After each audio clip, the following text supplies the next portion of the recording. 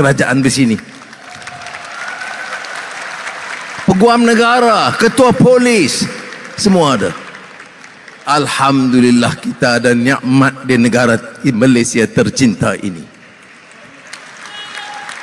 Jadi minggu depan selesai belanjawan, Isnin Selasa saya akan panggil dengan kawan-kawan bincang dengan Sani, Nadir dan kawan-kawan wakil macam mana strategi nak sampai ke Mesir, pecah tembok Rafah.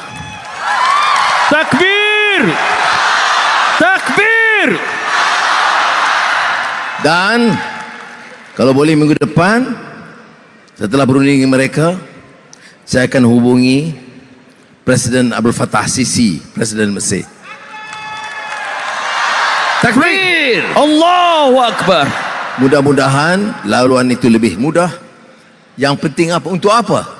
Untuk bagi mesej bahawa kita menyokong perjuangan rakyat Gaza dan Palestin. Mesej apa lagi?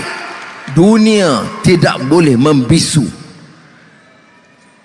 Dunia bukan dalam zaman barbarik. Ini zaman tamadun. Mesti bebas, mesti beri mereka makan, minum, perubatan, sekolah, masjid seperti mana yang sewajarnya bagi mana-mana rakyat di dunia ini.